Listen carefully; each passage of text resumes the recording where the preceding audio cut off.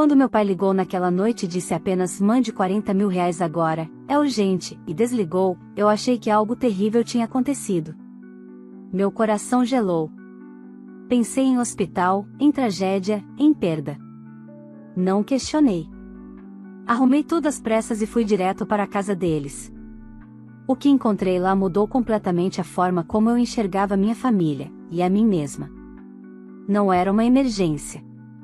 Não era desespero. Era algo muito pior, uma exigência disfarçada de amor. Naquele dia, percebi que sempre fui chamada não como filha, mas como solução. E pela primeira vez, eu disse não. Essa decisão custou caro, mas também me devolveu algo que eu nunca tive. Se você já sentiu que sua família passou dos limites, escute essa história até o fim. Olá, seja bem-vindo ao canal Histórias Surpreendentes. Curta e se inscreva nesse canal, aproveite e ative as notificações, comente aqui de qual cidade você está assistindo, vou adorar saber e deixar um coração no seu comentário. Vale lembrar que os nossos vídeos não são relatos reais, são histórias voltadas apenas para o entretenimento. Toda a criação e edição são feitas pelo proprietário do canal. Quando meu telefone tocou naquela terça-feira à noite, eu já estava me preparando para dormir. O número do meu pai apareceu na tela, e só isso foi suficiente para me deixar tensa. Ele nunca ligava sem motivo. Nunca. Atendi com o coração acelerado, esperando ouvir alguma explicação antes mesmo de perguntar qualquer coisa. Não houve. Mande 40 mil reais agora. É urgente. E desligou. Fiquei sentada na cama, com o celular ainda na mão, encarando a parede como se ela pudesse me responder o que ele não explicou. 40 mil reais. Agora. Urgente. Nenhum detalhe. Nenhuma justificativa. Aquele tom seco, autoritário, que eu conhecia desde criança, voltou a ecoar na minha cabeça como um comando impossível de ignorar. Meu primeiro pensamento foi medo. Pensei em hospital, em acidente, em algo grave demais para ser dito por telefone. Pensei que eu estivesse prestes a perder meu pai. Meu segundo pensamento foi culpa, aquela velha conhecida, por ainda não ter feito a transferência. Por estar parada, questionando. Por hesitar. Eu sempre fui assim. A filha que resolve. A filha que segura. A filha que aparece quando chamam, mesmo quando ninguém explica por quê. Enquanto a cidade dormia do lado de fora da janela, minha mente corria anos para trás.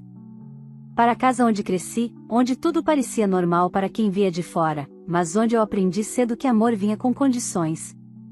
Meu pai sempre foi a autoridade absoluta. Não pedia, determinava. Minha mãe vivia tentando manter a paz, mesmo que para isso precisasse escolher quem iria se sacrificar. E minha irmã, bem, minha irmã sempre foi o centro de tudo. A prioridade. O orgulho. O sonho. Eu era 5 anos mais velha, o que na prática significava ser adulta cedo demais.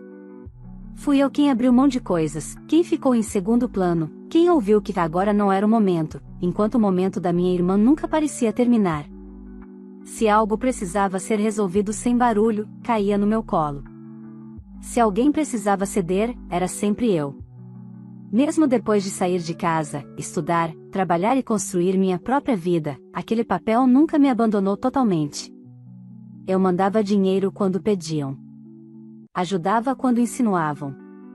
Nunca perguntava demais. Sempre confiava. Ou fingia confiar, porque era mais fácil do que encarar a verdade.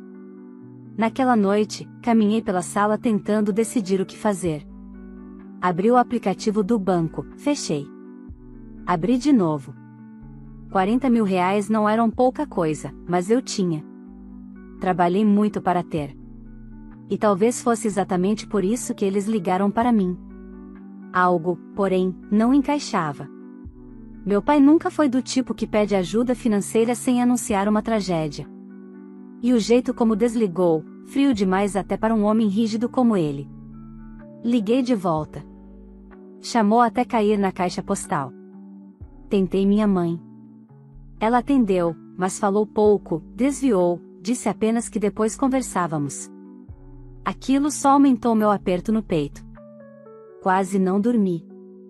Cada vez que fechava os olhos, imaginava um cenário pior que o outro. Ao amanhecer, percebi que eu podia fazer o que sempre fiz: obedecer, pagar e lidar com as consequências depois. Ou podia, pela primeira vez, olhar a situação de frente. Foi então que tomei uma decisão que jamais tinha tomado antes. Não mandei o dinheiro. Não avisei ninguém. Comprei uma passagem e fui até a casa dos meus pais sem dizer que estava indo. Eu precisava ver com meus próprios olhos. Precisava entender por que, de repente, 40 mil reais eram urgentes. No fundo, eu ainda achava que estava exagerando. Que encontraria um problema real, algo que justificasse tudo. Mas uma parte de mim, pequena, silenciosa, mas firme, já desconfiava que aquela viagem não mudaria apenas uma conversa. Ela mudaria tudo. A viagem foi curta demais para tudo o que passava pela minha cabeça. No avião, observei pessoas cochilando, crianças desenhando em bandejinhas, casais discutindo em sussurros. A vida seguia normal para todo mundo, enquanto a minha parecia suspensa entre um antes e um depois que eu ainda não sabia nomear. Tentei ligar novamente para meus pais, mas ninguém atendeu. Aquilo só reforçou a sensação de que eu estava indo atrás de algo que não queriam explicar. Peguei o carro alugado no aeroporto e segui para o bairro onde cresci. As ruas eram as mesmas, as árvores alinhadas, as casas bem cuidadas. Nada ali parecia cenário de emergência. Quando virei a esquina da casa dos meus pais, notei um detalhe que me fez diminuir a velocidade: todas as luzes estavam acesas. Não luzes frias de quem passou a noite acordado preocupado, mas uma iluminação quente, acolhedora, quase festiva. Estacionei e fiquei alguns segundos dentro do carro, com o motor desligado, respirando fundo. Meu coração batia rápido, mas não era só ansiedade. Era uma estranha sensação de alerta, como se meu corpo tivesse percebido algo antes da minha mente. A casa parecia igual a todas as outras vezes que estive ali. O mesmo jardim bem aparado, o mesmo portão, a mesma porta de madeira clara. Entrei sem bater, como sempre fiz. O cheiro foi a primeira coisa que me atingiu: café fresco, algo doce assando no forno, perfume caro no ar. Nada disso combinava com a urgência que me fizeram sentir. Minha mãe estava na cozinha, organizando algo sobre a ilha central. Quando me viu, levou um pequeno susto, seguido de um sorriso rápido demais para ser natural. "Você não avisou que vinha", disse ela, limpando as mãos no pano de prato. "Você disse que era urgente", respondi. Eu quis ver se estava tudo bem. Ela trocou um olhar rápido com meu pai, que estava sentado na sala folheando uma revista, como se fosse uma tarde comum. Ele ergueu os olhos, me avaliou por um segundo e voltou a atenção para a página, sem demonstrar surpresa. "Não precisava ter vindo", ele disse, sem emoção. Foi nesse momento que reparei na mesa da sala. Havia papéis organizados, catálogos, amostras de tecido, envelopes elegantes e uma pasta grossa com divisórias coloridas. Não precisei abrir nada para entender do que se tratava. Meu estômago se contraiu. "Isso é o quê?" perguntei, apontando. Minha mãe hesitou antes de responder. "Depois a gente conversa com calma." Conversa com calma. A mesma frase que ela usava quando queria ganhar tempo até eu ceder. Antes que eu dissesse qualquer coisa, ouvi passos vindo do corredor. Minha irmã apareceu com o celular na mão, rindo de alguma mensagem. Parou quando me viu e, por um segundo, pareceu surpresa. Logo depois, sorriu como se minha presença fosse apenas um detalhe. "Você veio cedo", comentou. Foi quando viu o anel. Grande, brilhante, impossível de ignorar. Ele refletia a luz do teto de um jeito quase agressivo.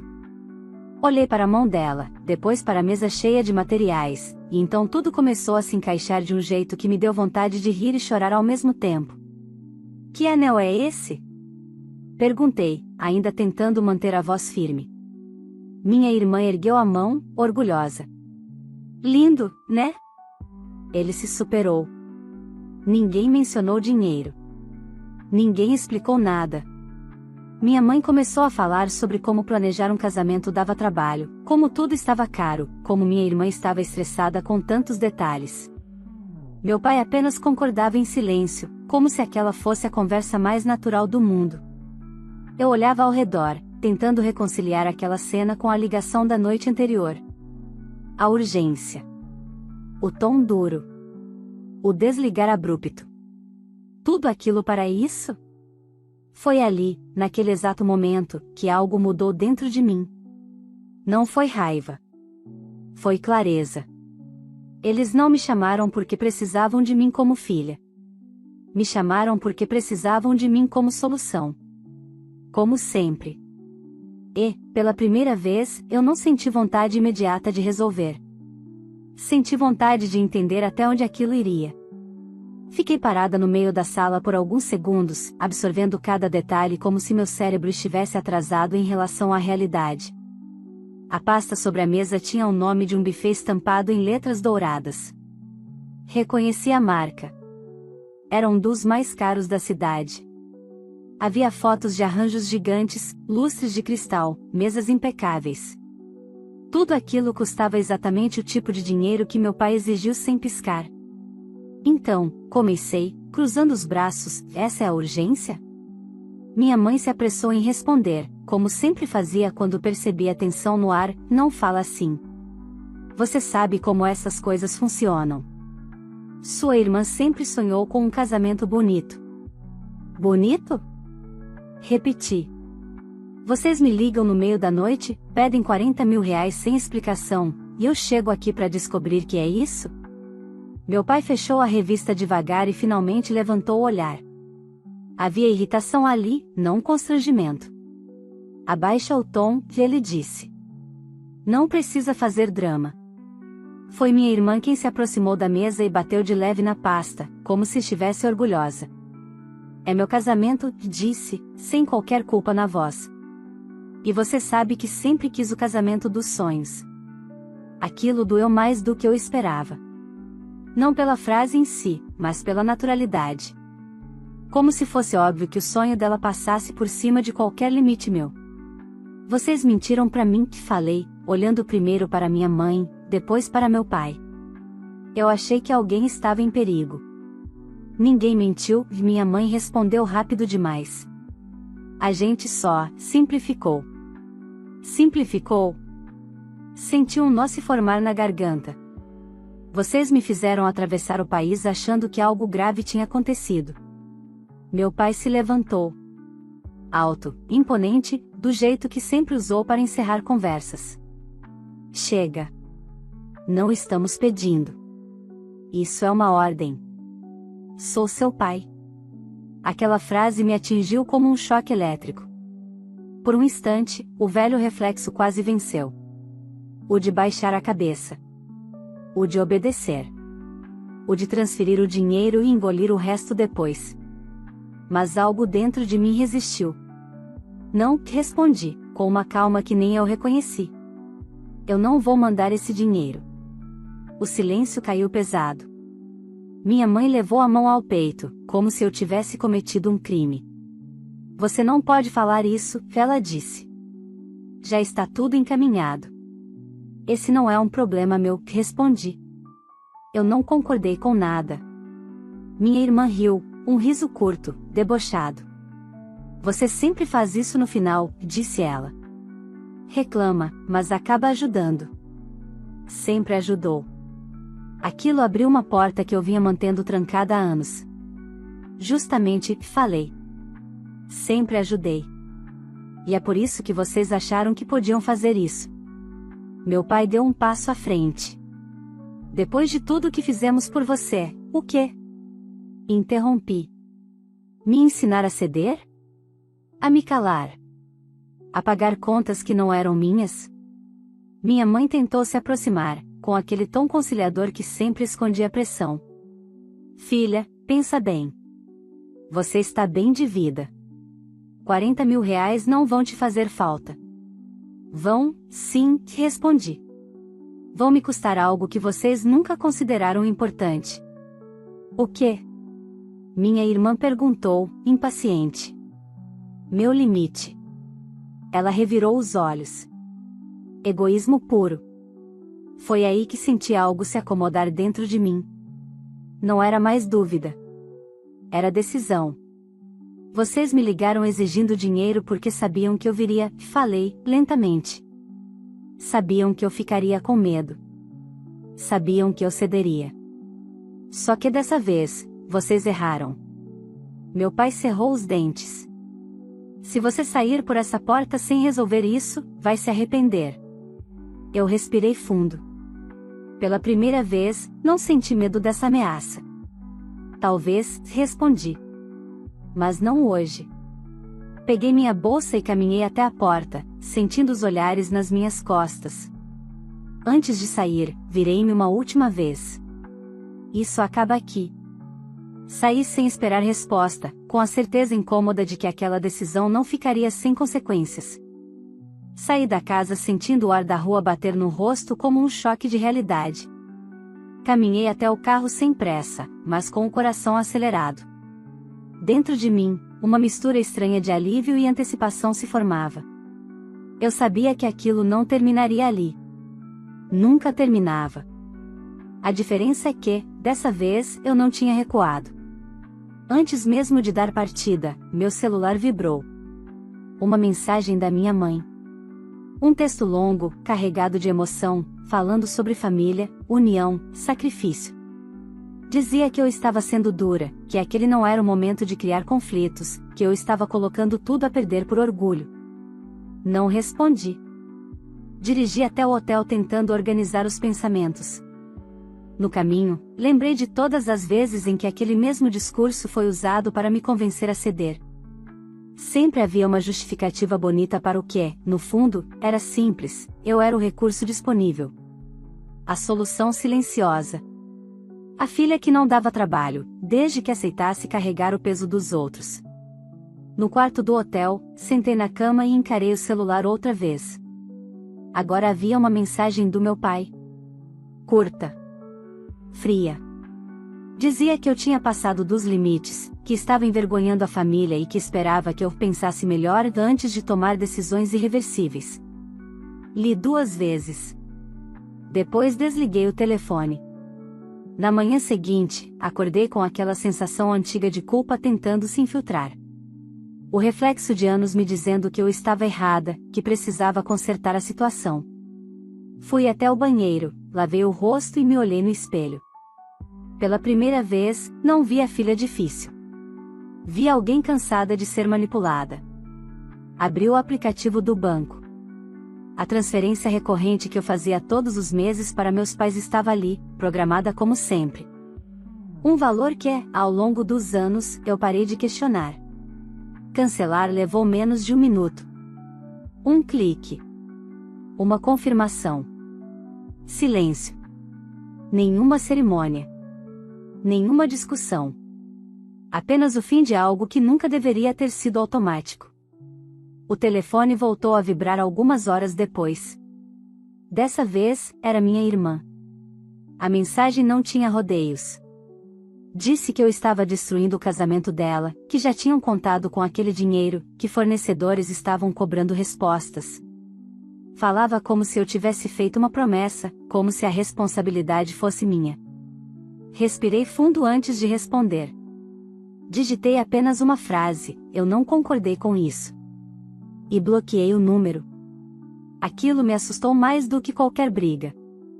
Não a reação dela, mas a minha calma. Sempre achei que, se eu dissesse não de verdade, tudo desmoronaria. Mas o mundo não acabou. O dia seguiu. Pessoas trabalharam, riram, seguiram suas rotinas. E eu comecei a perceber que o caos sempre existiu, só não recaía sobre eles quando eu deixava de absorvê-lo. Nos dias seguintes, os efeitos começaram a aparecer. Um primo ligou, cauteloso, perguntando se estava tudo bem. Uma tia mandou mensagem dizendo que ouviu algumas coisas, mas queria entender melhor. Eu não me defendi. Não a ataquei. Contei os fatos. Com calma. Sem exageros. Isso pareceu desarmar mais do que qualquer discussão.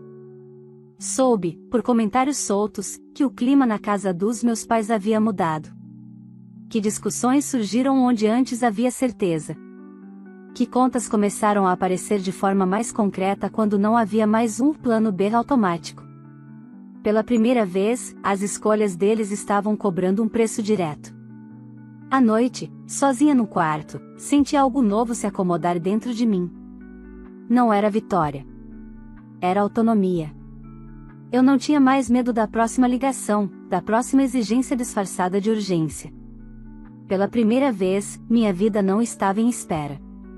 Mas eu também sabia, aquilo era só o começo.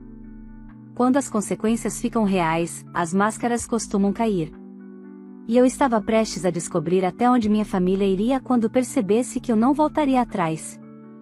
Voltei para minha cidade 2 dias depois, mas a distância física não diminuiu a presença deles na minha cabeça. Pelo contrário. O silêncio que se seguiu às mensagens iniciais foi pesado demais para ser coincidência. Conhecia minha família o suficiente para saber que, quando ficavam quietos, não era porque tinham aceitado.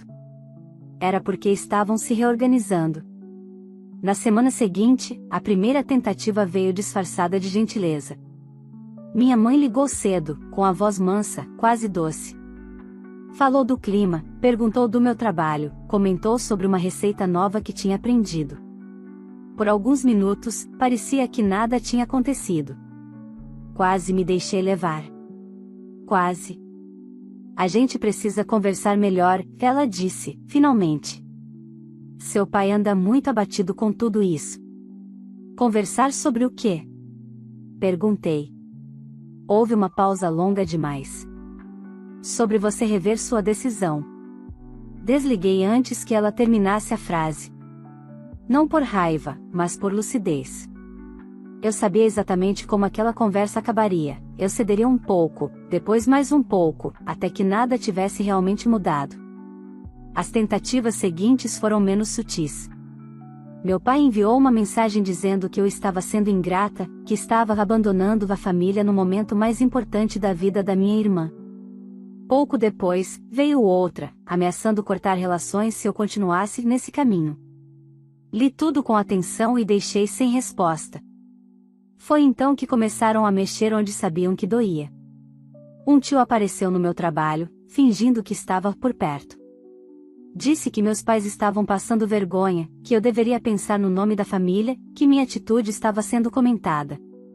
Agradeci a preocupação e encerrei a conversa. Quando ele saiu, percebi que minhas mãos tremiam, mas minha decisão não. Soube, por terceiros, que os planos do casamento começaram a desmoronar. O salão dos sonhos foi substituído por um espaço menor. Alguns fornecedores cancelaram por falta de pagamento. A lista de convidados diminuiu drasticamente. Aquilo não me trouxe alegria, como talvez esperassem. Trouxe confirmação. Se tudo dependia tanto de mim, então nunca foi realmente deles. Minha irmã tentou contato por outros meios. Criou perfis novos, pediu para amigos em comum falarem comigo, deixou recados dizendo que eu estava sendo cruel, que aquilo era uma fase e que depois eu me arrependeria. Em um deles, escreveu: "Você sempre foi a forte. Aguenta mais um pouco." Aquela frase foi como um soco no estômago. E, ao mesmo tempo, a prova de que nada tinha mudado. Decidi, então, fazer algo que vinha adiando há anos. Reuni todos os comprovantes de transferências, ajudas, pagamentos que fiz ao longo do tempo. Não para confrontá-los, mas para mim. Para ver, de forma concreta, o quanto aquela dinâmica tinha me custado. O número final me deixou sem ar. Não era só dinheiro. Era tempo, energia, escolhas que deixei de fazer. Naquela noite, sentei no sofá, com a cidade iluminada do lado de fora, e entendi algo que nunca tinha conseguido formular: eles não estavam sofrendo porque eu disse não. Estavam sofrendo porque perderam o controle. E isso, para eles, era imperdoável. Os boatos aumentaram. Alguns familiares tomaram partido. Outros se afastaram por conveniência. Eu observei tudo à distância, sem me explicar além do necessário. Pela primeira vez, não senti necessidade de convencer ninguém da minha versão. Quem quisesse entender, entenderia. Mas a pressão ainda não tinha acabado. Eu sentia. Algo maior estava sendo preparado. Meu pai não aceitaria aquele desfecho sem uma última tentativa de me colocar no lugar que sempre ocupei. E, dessa vez, eu sabia, ele não viria com pedidos.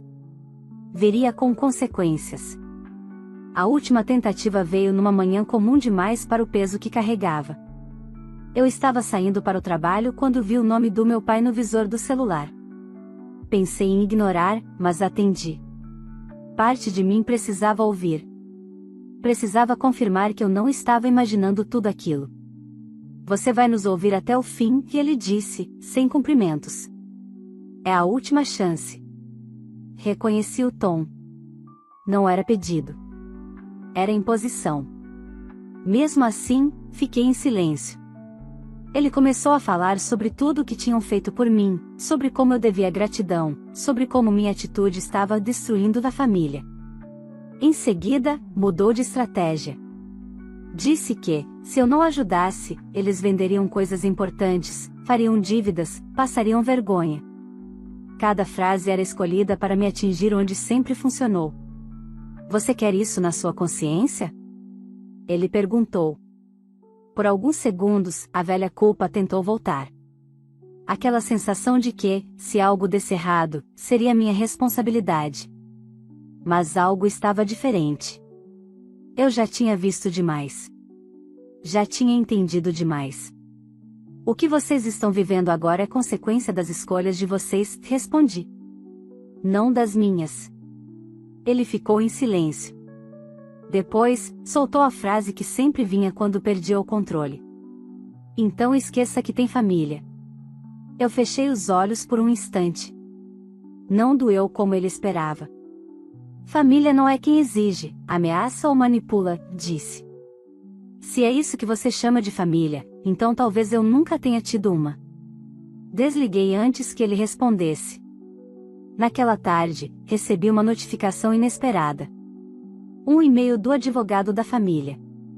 O texto era formal, frio, sugerindo que eu tinha uma obrigação moral com meus pais e insinuando consequências legais por abandono financeiro. Li com calma. Ri sozinha. Não havia base alguma. Era só mais uma tentativa de intimidação. Respondi apenas uma vez, de forma objetiva, dizendo que não reconhecia nenhuma obrigação legal e que qualquer novo contato deveria ser feito exclusivamente por vias formais. Depois disso, bloqueei todos os canais restantes. As repercussões vieram rápido. O casamento da minha irmã, que antes era exibido como um evento grandioso, passou a ser tratado com constrangimento. Amigos em comum comentavam, em tom baixo, que nada estava saindo como planejado. Que o clima tinha mudado. Que ela estava irritada, ressentida, procurando culpados. Meu nome não era dito diretamente, mas eu sabia que estava ali, implícito em cada silêncio.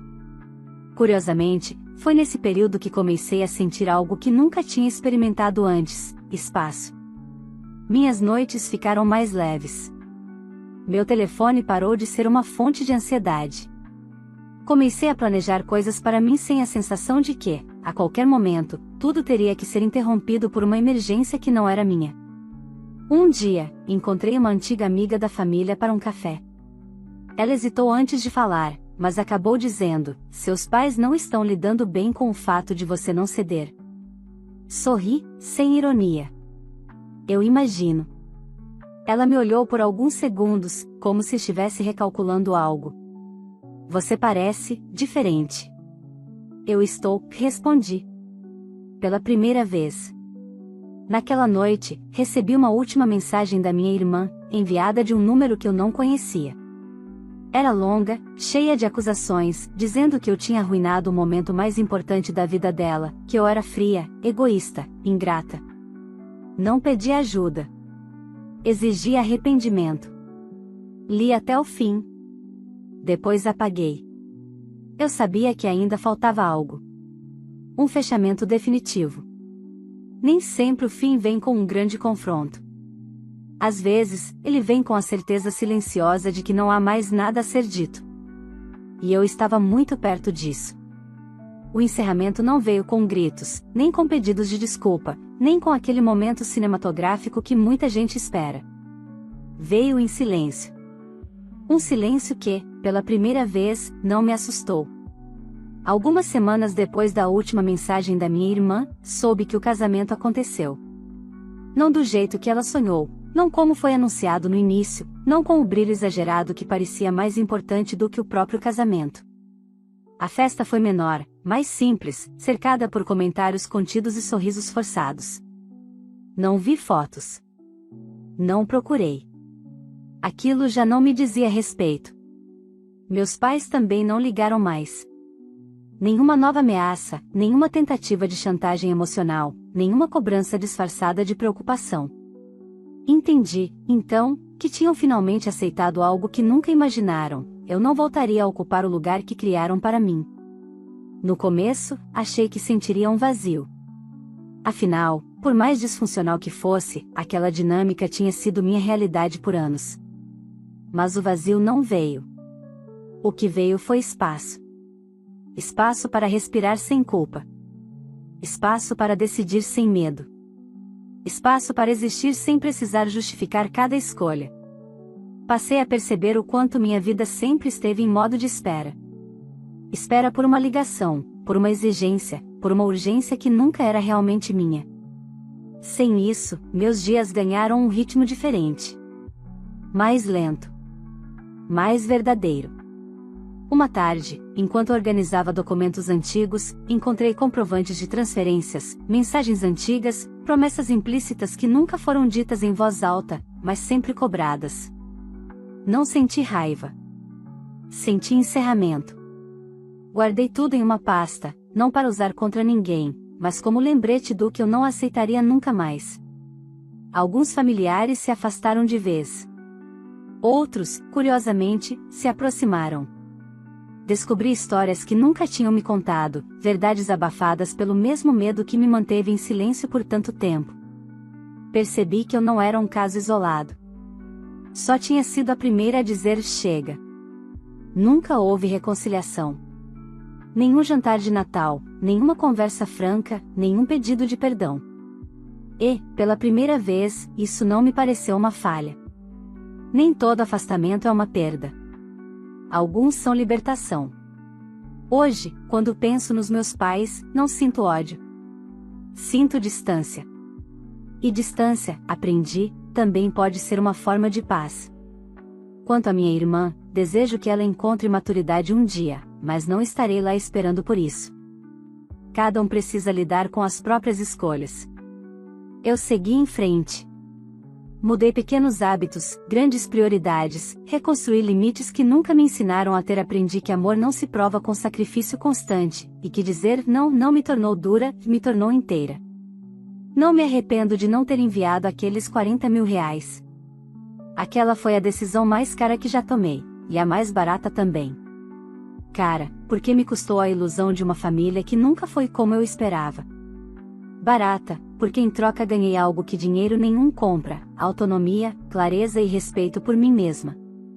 Eu não perdi minha família naquele dia. Eu apenas parei de me perder por eles. E isso foi o começo da minha vida de verdade. Se essa história tocou você em algum nível, curta esse vídeo agora, que isso ajuda muito o canal a continuar trazendo relatos reais e intensos como esse. Se você ainda não é inscrito, se inscreva e ative o sininho, assim você não perde nenhuma nova história que pode fazer você refletir, se identificar ou até se fortalecer. Agora eu quero saber de você, você faria o mesmo que essa filha fez? Você teria coragem de dizer não, mesmo sendo pressionado pela própria família? Conta aqui nos comentários o que você faria nessa situação. E escreve também de qual cidade você está assistindo esse vídeo, que eu leio os comentários e faço questão de dar um coração em quem participa. Se essa história pode ajudar alguém que você conhece, compartilhe. Às vezes, uma única história é tudo que alguém precisa para perceber que não está sozinho. Obrigado por estar aqui. Vale lembrar que os nossos vídeos não são relatos reais, são histórias voltadas apenas para o entretenimento. Toda a criação e edição são feitas pelo proprietário do canal.